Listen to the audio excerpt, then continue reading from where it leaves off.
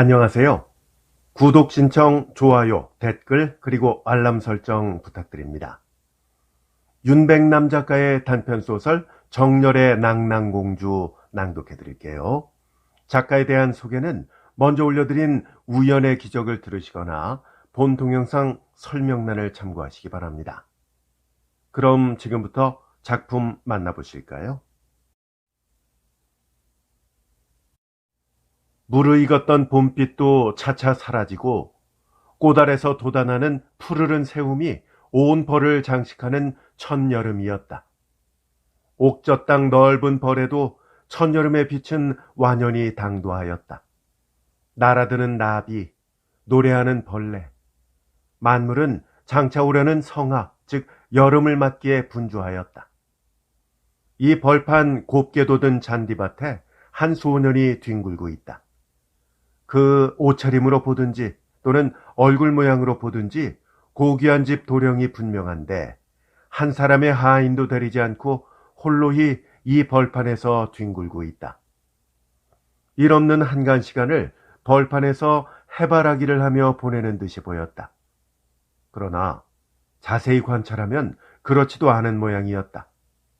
때때로 벌떡 일어나서는 동편 쪽 행기를 멀리 바라보고 귀를 기울이고 그러다가는 다시 누워 뒹굴고 하는 품이 동쪽 행길에 장차 나타날 무엇을 기다리고 있는 것이 분명하였다. 이러기를 한나절, 첫여름의 긴 해도 좀 서쪽으로 기운 듯한 때에 이 소녀는 또다시 벌떡 일어나 앉았다. 그리고는 귀를 기울였다. 소녀는 비로소 빙긋 웃었다. 그리고 빨리 일어나서 좀 이편 쪽에 있는 수풀에 몸을 숨겼다. 거기는 이 소년의 승마인 듯한 수완장의 백마가 소년을 기다리고 있었다. 이 소년이 들풀에 몸을 숨기자 저편 행길에서는 완연히 인마의 소리가 났다. 그 소리가 차차 커지면서 행길에는 한 행차가 나타났다. 낭낭의 추장 최리라는 노부였다. 문무 대신의 시위를 받으며 최리의 수레가 지금 대궐로 들어가는 길이었다. 소녀는 잠시 그 수레를 바라보았다. 바라보는 동안 소년의 얼굴에는 차차 긴장미가 돌았다.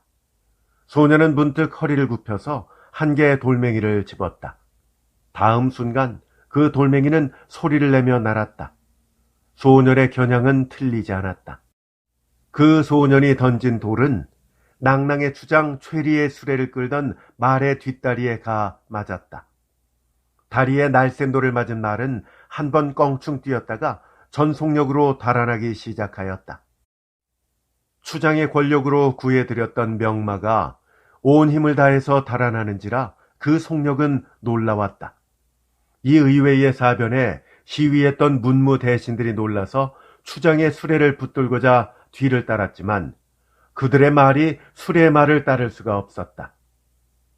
옥저 넓은 벌 동쪽 끝에서 돌을 맞은 말은 그 넓은 벌을 무방향하여 막 달아났다.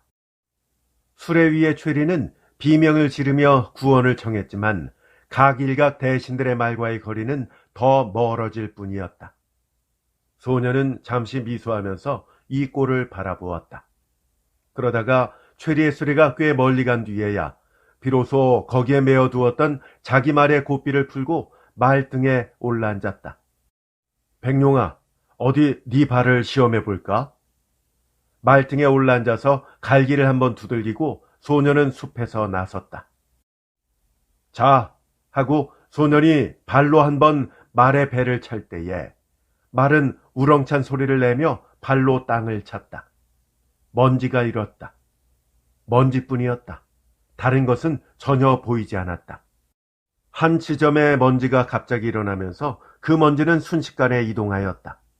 말도 소년도 보이지 않고 다만 일어나는 먼지 가운데서 말발굽 소리만 우렁차게 났다. 놀라운 속력을 가진 말이었다. 최리의 신하들의 말을 어느덧 뒤로 떨어뜨렸다. 그리고 바로 최리의 수레를 향하여 달려갔다. 돌개바람처럼 앞으로 달아가는 먼지, 그 먼지는 차차 최리의 수레에 가까워졌다. 접근되었는가 생각되는 순간 어느덧 말과 수레는 한 열에 서게 되었다. 섰거라, 이 노마야. 이것이 소년의 입에서 나온 호령일까? 이 호령에 넓은 벌이 더릉더릉 울리었다. 이 호령에 수레말은 주춤하였다. 그 주춤하는 순간 소년은 자기 말에서 나는 듯이 수레말에 옮겨 탔다. 소년의 주먹이 말 콧등에 힘있게 내렸다. 놀라서 정처 없이 닿던 말은 이 괴물에게 놀라서 그 자리에 서버렸다. 말이 서는 것을 기다려가지고 소년은 말에서 내려서 수레의 인물에게 돌아섰다. 어떤 분이신지 욕보셨네요. 수레의 최리는 얼굴이 창백해져가지고 이 소년을 굽어보았다. 어떤 아이인지 고맙다. 하마터면. 그러나 소년이 그 말을 중도에서 끊었다. 말씀을 조금 높이십시오.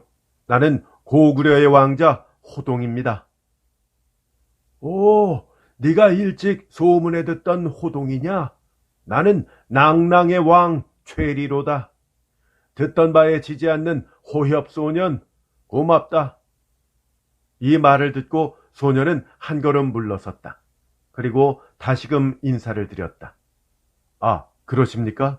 누구신지 모르고 그만. 아니다, 괜찮다. 정말 고맙다. 너 아니면 큰 욕을 볼 뻔했구나. 때는 고구려 대무신왕 15년, 지금부터 1900년 전이다. 호동왕자는 낭낭의 추장 최리의 강권에 못 이기는 척하고 낭낭 대궐에 같이 갔다. 낭낭 궁중에서는 호동을 극진히 대접하였다. 첫째로는 이웃 국가의 왕자로도 대접이 융숭하겠거니와 추장 최리의 생명의 은인으로서의 대접까지 대접을 겸하였는지라 세세한 점까지 부족함이 없도록 융숭히 대접하였다.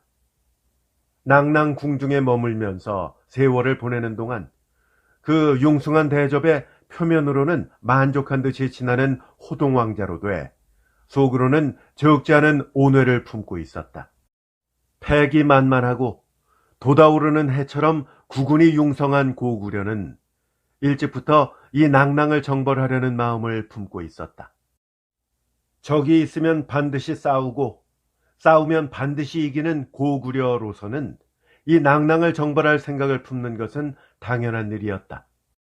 그러나 이 낭낭에는 신기한 북과 나팔이 있어서 적병이 내공하면 이 북과 나팔이 저절로 소리를 내어 장차올 변을 알려서 방비하게 한다는 것이었다.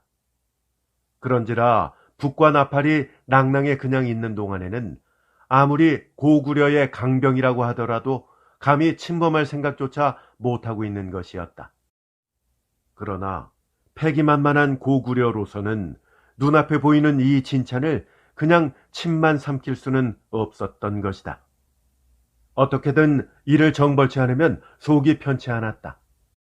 정벌하기 위해서는 반드시 그 북과 나팔을 없애야 했던 것이다. 정부와 온 국민이 낭낭의 나팔과 북을 없앨 꾀를 생각하였다.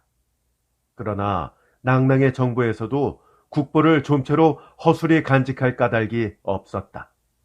대궐 창고에 깊이 감춰두어서 웬만한 높은 대신들도 함부로 보기조차 힘들었다. 그러면 낭낭 정벌의 희망을 버려야 한다. 온 군신이 이 낭낭의 북과 나팔 때문에 고심을 하고 있을 때에 왕자 호동은 몰래 아버님의 대궐을 빠져나왔다. 그리고 계략을 써서 낭낭 대궐에까지 국빈으로 들어오게 되었다. 그러나 들어와서 틈이 있을 때마다 살피고 탐지해 보았지만 그 두 개의 신기는 어디 감춰두었는지 알 길이 없었다. 천년 세월하고 그냥 낭낭 궁중에 묵어 있을 수도 없다. 그러나 일껏 이곳까지 들어와서 목적을 이루지 못하고 귀국한다는 것은 일이 아니다. 힘 있는 데까지 살피고 알 수 있는 데까지 탐지해 보았지만 그래도 알 길 없는 신기의 은닉처 때문에 호동은 온회하였다. 일 없이 너무 오래 여기 있어도 의심을 살 테니까 하루바삐 알아가지고 이것을 처리하지 않으면 안 될 것이다. 그러나 그 소재조차 알 수 없으므로 호동은 나날이 마음을 조였다. 어찌하나? 무의하게 보내는 날짜는 흐르고 흘러서 어느덧 여름도 무르익어 갔다. 그 어느 날 밤, 호동은 또 밤이 깊어서 뜰에 내렸다. 소나무 향내가 극히 코에 들어오고 올빼미 길게 우는 여름밤이었다. 어디에 감춰두었는지 있음직한 곳은 모두 뒤져보았다. 그러나 이 넓디 넓은 아직도 호동이 보지 못한 곳이 꽤 많았다. 밤이면 밤마다 궁전안을 남의 눈을 피해서 샅샅이 뒤지는 호동은 이 밤에도 북과 나팔의 소재처를 알아보려고 뜰에 나섰던 것이다. 차차 내전으로 들어갔다. 공주전까지 가까이 갔다. 가까이 가서 보니까 밤도 이슥히 깊었는데 공주전에는 아직 불빛이 보였다. 그리고 문을 열어 제낀 내전에는 발을 통하여 치미를 입은 공주와 시녀 한 사람이 마주 앉아서 무슨 이야기를 하는 모양이 보였다. 젊은 왕자는 문득 여기 호기심을 일으켰다. 그리고 발소리를 죽여서 문 밖에까지 가까이 갔다. 그때 문득 들리는 한마디의 말. 그것은 호동 왕자라는 자기의 이름에 틀림이 없었다.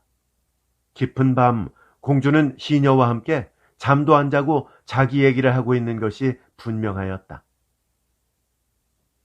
아직 가신다는 말씀은 안 들립니다. 이것은 시녀의 말이었다. 거기에 공주가 응한다. 도리어 하루바삐 귀국하셔서 이 눈앞에 보이지라도 않으시면 이치기라도 하련만.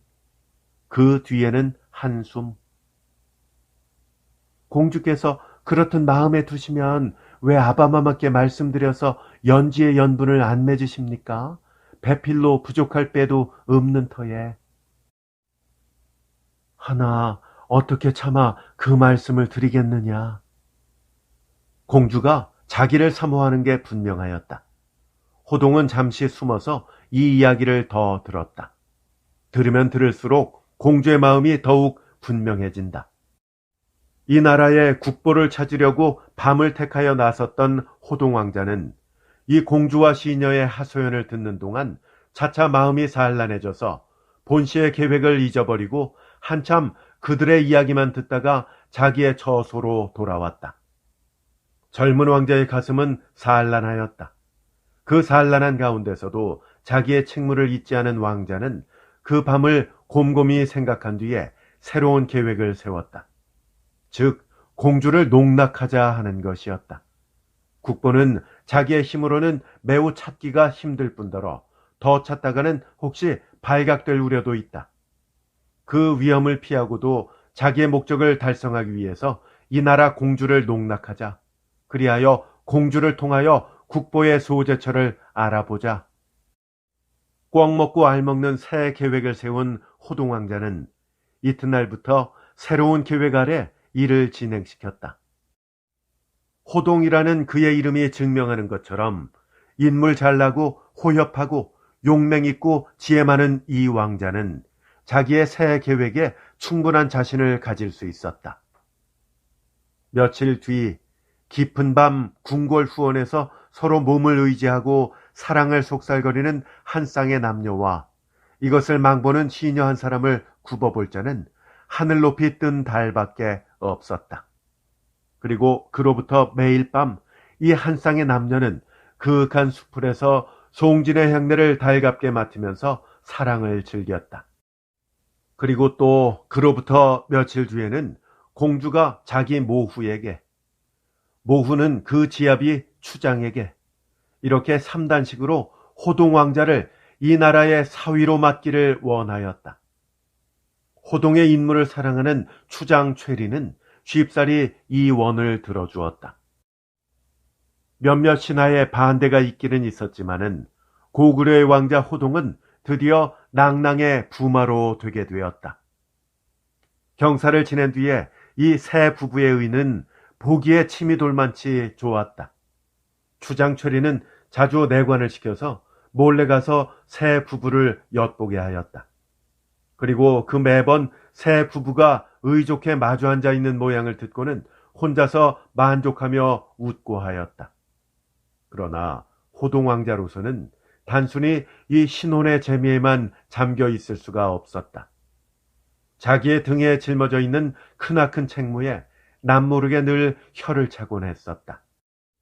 한 책략으로서 걸은 사랑이요, 책략 때문에 성립된 결혼이로돼 결혼하고 나니까 나날이 새 아내에 대한 애정도 늘어간다. 그러나 애정이 느는 한편으로는 자기 책무도 잊을 수가 없는 이 왕자는 새 아내와 즐거이 담화하면서도 마음으로는 늘 무겁디 무거운 기분을 느끼지 않을 수가 없었다. 결혼만 하면 손쉽게 알아질 줄 믿었던 북과 나팔의 수호제처도 급기 결혼하고 보니까 마음대로 되지 않았다. 자기는 고구려의 왕자, 아내는 낭낭의 공주. 북과 나팔은 고구려와 낭낭의 국교상 델리케이트한 관계를 가진 물건. 이렇다 보니까 공주에게 물어보기도 난처하였다. 물어보았는데 공주가 무심히 들으면 문제가 없거니와 조금이라도 이상하게 여겼다가는 그야말로 긁어부스럼이다. 눈치가 이상이 보였다가는 신기는 더욱 깊이 감출 것이며 아울러 공주와의 사이에도 파경질환까지도 생기지 않는다고 어찌 보장하랴. 뜻대로 일이 되지 않았기 때문에 호동왕자는 우울한 심사로 나를 보냈다. 그러면서도 또 한 가지 마음에 걸리는 것은 고구려 본국의 일이다. 부왕께 아무 인원도 없이 몰래 대궐을 벗어나서 이곳에 온 지 벌써 수삭. 자기를 유난히 사랑하시던 부왕은 얼마나 근심하고 계실까? 목적을 손쉽게 달성할 수 있을 것이라고 짐작하고 부왕께 품하지도 않고 왔거니와 와서 이렇듯 날짜가 길어지니까 거기에 대해서도 마음이 매우 걸렸다. 호동왕자는 낭낭궁전에서 즐겁고도 마음 괴로운 날짜를 하루 이틀 거듭하고 있었다.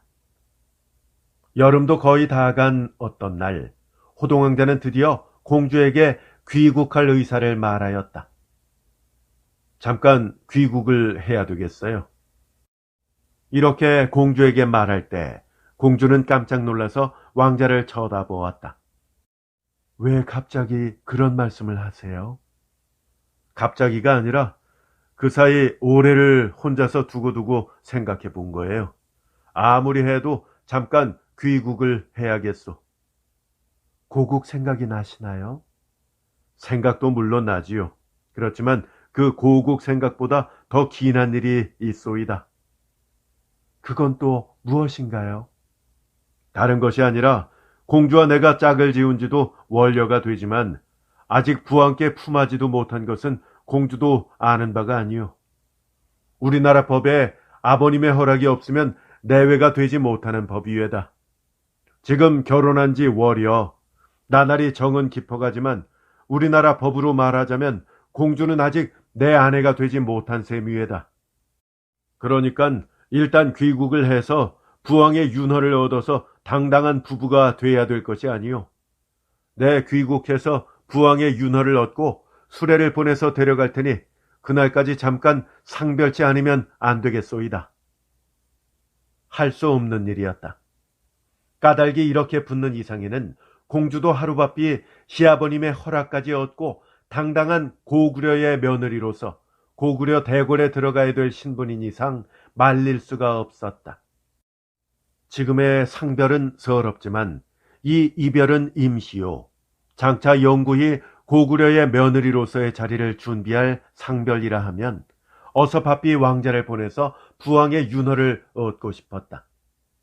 이리하여 호동왕자는 낭낭추장인 장인에게까지 허락을 받고 귀국의 길을 떠났다. 공주는 교회까지 수레를 같이 타고 나오면서 이 상별을 슬퍼하였다. 잠시의 상별이나마 떠나기가 싫었던 것이다. 그런 특별한 까닭이 붙는 작별이 아니라면 보내기가 싫었다. 그럼 얼른 윤허를 받으시고 저를 데려가 주세요. 네, 힘껏 해보리다. 한각을 3초처럼 기다릴게요. 매일 한 번씩 기별을 해주세요. 책무가 중하지만 않다면 왕자로서도 이별하기가 싫었다. 그러나 적지 않은 책무를 진 왕자는 이별을 이별로 여기지 않고 교회에서 공주와 작별을 하고 말에 채찍질을 해서 정다운 고국에 돌아왔다.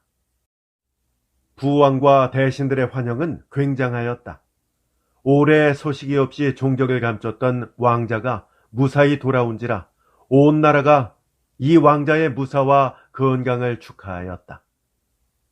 그새 오랫동안 어디가 있었느냐? 퍽 근심했다. 간곡한 부왕의 이 사랑의 말에 호동왕자는 쓸쓸히 머리를 숙이며 절하였다. 아버님, 그간의 소신의 행적에 관해서 아무 주상할 수가 없습니다. 소신이 생각하는 바가 있사오니 아무 하문도 마옵시고 소신이 폐하께 주상하는 날까지 기다려 주시옵기를 바라옵니다. 이렇게 왕자는 말하였다. 왕도 왕자의 심려와 담호를 짐작하는지라 무슨 적지 않은 곡절이 있을 줄 알고 다시는 연유를 묻지 않았다. 그리고 왕자 입에서 연유를 말할 날이 올 것을 고요히 기다리고 있었다. 낭랑 공주에게서는 나날이 기별이 왔다. 사모하는 정, 애타는 마음, 구구절절이 불타는 듯한 글이 하루 한 번씩 도착을 했다. 그리고 그 편지마다 부왕의 윤허가 났는지 물어보는 투로서 공주가 얼마나 초조해하는지를 알 수가 있었다. 그러나 왕자는 일체 회답을 안 하였다. 마음에 깊은 계교를 품고 있는 왕자는 공주의 사랑의 글을 볼 때마다 젊은 마음에 타오르는 정열은 공주에게 지지 않았지만 한 글자의 회답도 안 냈던 것이다. 왕자에게서 회답을 받지 못하는 공주는 마음을 진정할 수가 없는 모양이었다. 편지의 연정은 나날이 더 맹렬해졌다. 한 글자의 회답도 없는 왕자를 나무라는 언구도 많이 있었다. 애타는 그 꼴, 초조해하는 모양을 눈앞에 서은히 보면서 그 공주에게 못지않게 자기의 마음도 애타고 초조하였지만 왕자는 그냥 한 글자의 회답도 보내지 않았다. 이리하여 한 달, 공주의 편지가 이제 나무람으로 가득 차게 된 뒤에 왕자는 비로소 처음으로 공주에게 편지를 보냈다. 그새 한 달을 날마다 던지신 옥피를 하나도 남김없이 보았습니다. 생의 마음 공주도 아는지라 생인들 왜 한자 글호를 공주께 올릴 마음이 간절치 않았으리까? 그러나 생은 번민하는 배가 있어서 아직도 글호를 올리지 못하였사오니 널리 용서해 주시기를 바라나이다.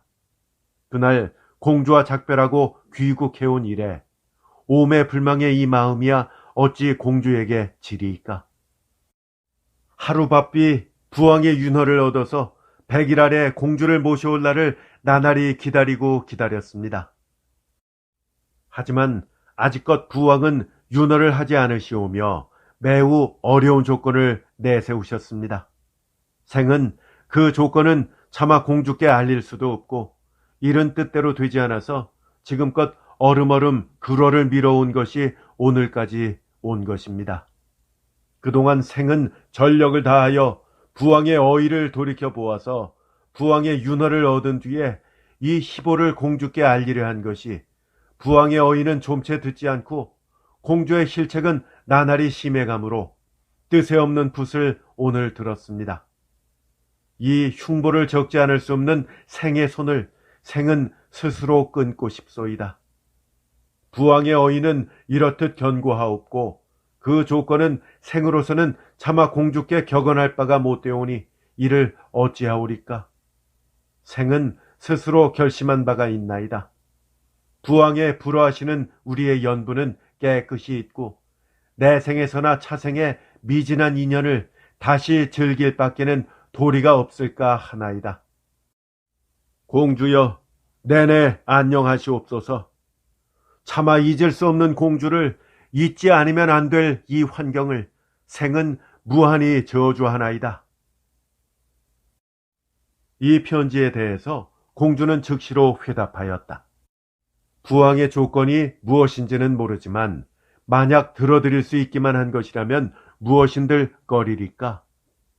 삼생을 맹세한 양이님에 감춤없이 서로 마음을 알려서 어떻게든 최상의 결과를 얻도록 노력해 봅시다 하는 편지였다. 호동왕자는 또 회답을 썼다. 조건이라는 것은 다른 것이 아니라 귀국에 비장해둔 북과 나팔에 관한 것이 외다. 그 북과 나팔은 고구려와 낭낭의 국교에 커다란 아명을 던지는 것으로 그런 것을 비장해 두었기 때문에 고구려는 늘 귀국을 경계하지 않을 수가 없고 경계를 하려면 서로 적의가 생기는 것이요. 적의가 있으면 언젠가 폭발할 날이 있으니 이런 근심이 있는 나라의 공주를 본국의 왕자비로 맞아오기가 매우 힘들다 하는 것이 부왕의 의견이 외다. 그런지라 그 북과 나팔만 없어지면 양국의 국교도 친선하여질 것이며 친선한 이상 혼인쯤은 이 편에서 도리어 청혼하겠지만 그 국교상의 방해물이 존재하기 때문에 친선치 못함에 혼인도 못한다 합니다. 그러나 북과 나팔은 귀국의 국보로서 이것은 절대로 처치할 수 없는 보물이니 어찌하오리까? 이러므로 공주와 나와는 도저히 즐거운 장례를 볼 수가 없소이다. 이런 의미의 회답이었다. 그로부터 수일 뒤 공주에게서 다시 온 편지를 보고 호동왕자는 눈물을 흘렸다. 소녀가 몰래 그 북과 나팔을 깨뜨려 버렸습니다. 이건 모두가 오로지 낭군을 뵙고 싶은 정열에서 나온 바이오니 인제는 부왕께 그대로 품하시어 소녀를 데려가도록 차비를 해 주시옵소서 하는 뜻이었다. 이 넘치는 정열이 눈물겨웠다. 이 정열에 대하여 책략으로 응한 자기의 태도가 얼마간 부끄럽기도 하였다. 더구나 자기도 또한 공주에게 지지 않도록 사랑하는 몸이라 무슨 큰 죄나 지은 것처럼 생각되었다. 아바마마, 소신의 흉중에 깊이 감추었던 책무를 오늘 주상할 날이 이르렀습니다. 부왕께 아련한 호동왕자는 이렇게 아뢰었다. 그는 과거 반년 동안에 그의 행한 일과 그의 오늘을 죄 털어서 부왕께 아뢰었다. 낭낭을 정벌하기 위하여 그 나라의 북과 나팔을 없애려고 꾀를 써서 추정의 신임을 사던 일로 비롯하여 낭낭 공주와 결혼하게 된 사유며 드디어 지금 초지가 관철되어 낭낭에는 이제 북과 나팔이 없어졌다는 사유를 죄에 이야기하였다. 이 말을 듣고 한참을 묵묵히 생각하던 왕은 드디어 입을 열었다. 반갑기는 반갑다. 그러나 이 뒤에 낭낭 공주를 어떻게 하려느냐? 왕자는 대답치 못하였다. 마음에 먹은 바 생각은 있지만 그대로 복주할지 어떨지 주저되었다. 아녀자를 농락한 네 책임을 어찌하려느냐? 재차 왕은 물었다. 왕자는 잠시 더 있다가 대답하였다. 아바마마, 만약 낭낭의 신기를 없앤 것이 군국의 공이 된다 할진대 소신은 그 공에 대한 상사를 청할 권리가 있는 줄 아옵니다. 낭낭 공주 또한 소신과 아울러 그것을 청할 권리가 있는 줄 아옵니다. 그 권리를 주장할 심산이옵니다. 무엇을 청구할 테냐? 공주를 잡으러 불러주시기를 탄원하올 심산이옵니다. 왕의 엄한 얼굴에 미소가 스치고 지나갔다. 그래야 한다. 공도 공이려니와 나라를 위해서도 아녀자의 정을 농락한 비겁한 자가 돼서는 못 쓴다. 네 소청 미리 승낙한다. 이 어지에 왕자는 감읍하였다. 고구려 조야는 비밀이 낭낭을 정벌할 군사를 일으키느라고 물끓듯하였다. 이 정벌군의 통수권을 받은 호동왕자는 일변 국사를 정돈하고 한편으로는 좀 조용할 때마다 혼자서 생각을 거듭하고는 탄식하였다. 어리석지 않은 공주임에 자기 나라의 북과 나팔이 어떤 가치를 가지고 있는지를 물론 알 것이다. 그 가치를 알면서도 능히 그것을 깨뜨려버린 크나큰 공주의 애정에 감격하지 않을 수가 없다. 이 애정을 장차 무얼로 보답하나? 지금 자기는 국무에 바쁘다. 그 국무라는 것이 즉 공주의 나라를 정벌하려는 것이다. 공주의 나라를 둘러프려는 것이다. 그녀의 애정에 대한 이 반역, 이 점을 생각하면 마음이 언짢았다. 스스로 부끄러웠다. 더구나 만약 낭낭에서 자기 나라의 보배가 깨진 것을 발견하는 날에는 재화가 공주의 몸에도 미칠는지도 알 수 없다. 이런 모든 위험을 무릅쓰고 나라를 반역하고까지 오직 사랑에 살려는 공주의 심경을 생각할 때 거기에 대한 커다란 책임을 느끼지 않을 수가 없었다. 공주여, 그대의 나라가 장차 망할 것, 이것은 천명이니 어찌할 도리가 없다. 천명에 좇아서 그대의 생국은 비록 망한다 하나 장차 고구려의 왕자비로서 그 뒤에는 대고구려의 왕으로서 그대의 개인적 영예는 그대 머리에서 벗길 자 없도다.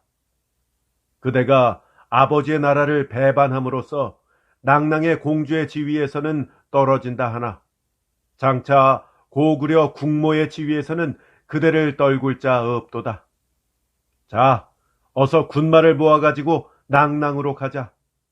나라를 위하여 경사요, 겸하여 나 개인의 경사를 위한 진군이로다. 이리하여 군사를 급급히 모아가지고 호동왕자는 낭낭 정벌의 군사를 이끌고 용감히 고구려를 떠났다. 영험한 북과 나팔이 이미 없어진 낭낭에서는 고구려 정벌군이 낭낭 성하에 이르기까지 이를 알지도 못하였다. 온 낭낭이 태평의 꿈에 잠겨 있을 때에 호련히 고구려 군마의 요란한 소리는 이 안일의 백성의 간담을 서늘케 하였다. 이런 변란이 있으려면 먼저 북과 나팔이 저절로 울어줄 터인데 그런 전조도 없이 갑자기 고구려 군사가 이르렀는지라 낭낭의 조야는 낭패하였다. 이것으로써 승부는 벌써 결정된 셈이다. 신기가 깨졌는지라 낭낭 장졸은 벌써 기운이 꺾였다. 싸울지라도 반드시 질 것으로 믿었다. 그렇게 믿었는지라 어차피 질 전쟁은 애당초 하기부터 피하려 하였다. 사기가 하늘을 찌를 듯한 고구려 군사와 미르부터 길을 꺾인 낭낭 군사의 싸움이라 그것은 전쟁 같지도 않았다. 두어 번 살을 쏘아본 뒤에는 낭낭 군사는 장수의 명령도 듣는 둥 마는 둥 제각기 도망쳐버렸다. 그리고 고구려 군사가 성 안으로 물밀듯이 밀려 들어왔다. 고구려 군사가 성하에서 싸움을 돋을 동안 낭낭의 궁중에서는 신기를 깨뜨린 범인을 물색하였다. 그리고 그것이 공주의 행사며 그 행사가 호동왕자의 지위에서 나온 것인 줄을 알 때에 군신의 노염은 극도에 달하였다. 이리하여 고구려 군사가 한창 성내로 물밀듯 밀려 들어오는 그때에 궁중에서는 아버지 왕의 칼 아래 낭낭공주는 한계의 주검으로 변해버렸다. 그의 사랑하는 남편 호동이 지금 이 대궐을 향하여 말을 달려오거늘 그녀는 아버지의 노염의 칼 아래 애처로운 주검이 되었다. 그리고 군신은 고구려 군사를 피하기 위하여 대궐을 뒤로 하고 달아났다. 공주는 어디 있느냐? 정벌군의 선봉에서 칼을 뽑아들고 백마에 높이 앉아 낭낭 성중으로 들어온 호동왕자는 이 소란의 도시에서 공주를 구해내고자 부하 장병들을 남겨두고 단신 대궐로 달려왔다. 횡하니 열린 대궐로 들어오면서 보니까 대궐은 텅텅 빈 듯한데 공주인 듯한 자가 홀로 정전뜰 앞에 엎드려 있다. 왕자는 그리로 말을 달렸다. 그리고 그냥 닿는 말에서 뛰어내리면서 뜰에 엎드린 여인의 몸을 부둥켜 안았다. 하지만 왕자의 팔에 부둥켜 안긴 것은 여인의 상반신뿐이었다. 하반신은 그냥 땅에 엎드린 채, 그리고 그 아래는 펑하니 피가 고여 있었다. 너무도 놀라서 하마터면 떨어뜨릴 뻔한 여인의 상반신의 얼굴을 보니 틀림없는 공주였다. 공주? 그러나 무슨 대답이 있으랴? 공주, 공주! 텅 빈 대궐에는 공주를 부르는 왕자의 애교성만 울렸다. 아직도 몸에 남아있는 그 온기로서 참화를 본 지 얼마 지나지 않았다는 것을 알 수가 있었다. 한 걸음만 더 빨리 왔더라면 구해낼 수도 있었을걸. 공주의 상반신을 높이 쳐들고 부르며 부르짖는 호동왕자. 그 눈에서는 눈물이 비오듯 하였다. 낭낭정벌은 승리하였다. 일단 몸을 피했던 최리며 신하들도 모두 고구려 군사에게 발견돼서 붙들려 왔다. 공주만 만약 살아있었더라면, 혹은 호동왕자도 최리는 사랑하는 아내의 아버지라 생명은 유지되었는지도 모르겠으나 지금의 최리는 단지 적국의 추장일 따름이었다. 그 위에 공주를 죽인 원수일 따름이었다. 최리 이하의 장씨는 모두 군율로 시행하였다. 승전은 하였다. 승전하였다고 장병들은 모두 기뻐서 날뛸 때 승전군의 통수인 호동은 쓰린 심사에 늘 혼자 속으로 울었다. 이번 첩보와 함께 공주의 죽은 사연이 고구려의 서울까지 들어가매 왕은 승전을 축하하는 동시에 왕자의 심경을 짐작하고 공주의 무덤에 왕후의 예에 따라서 능호를 허락하였다. 그러나 이로써 왕자의 마음이 풀릴 까닭이 없었다. 온갖 축하연, 전처변을 모두 물리치고 왕자는 홀로 쓸쓸히 공주의 새 능전에 배회하였다. 전첩도 국토 확장도 모두 지금의 왕자에게는 무의미하였다. 이렇듯 공주를 잃을 줄 미리 알았던들 그는 애당초에 낭낭의 신기는 염도 내지 않았을 것이다. 낭낭은 고구려 강역에 편입되었다. 그리고 정벌군은 뒤에 당당히 고국에 개선하였다. 그러나 이날 가장 빛나는 얼굴로 선봉에 서서 들어와야 할 개선장군 호동왕자의 얼굴이 너무도 음침하고 쓸쓸한데 고구려 백성들은 경의의 눈을 던졌다. 개선장군 만만세하옵소서, 호동왕자 만만세하옵소서, 대고구려 만만세하옵소서. 온 백성의 환호성을 듣는지 마는지 개선장군은 맥없이 백마의 몸을 싣고 얼굴을 가슴에 깊이 묻고 마치 패군 지장처럼 대궐로 들어갔다. 그리고 대궐에서 왕이하 무대신들의 축하를 그냥 거절하고 왕자궁으로 들어가서 거기서 비로소 목을 놓아 울었다. 고구려 건국한 지 약 1회갑 뒤 대무 신왕 15년 가을, 지금으로부터 1900여 년 전이다. 윤백남 작가의 단편소설 정렬의 낭낭공주였습니다. 끝까지 함께 해주셔서 감사합니다. 다음에 더 좋은 작품으로 찾아뵐게요. 안녕히 계십시오.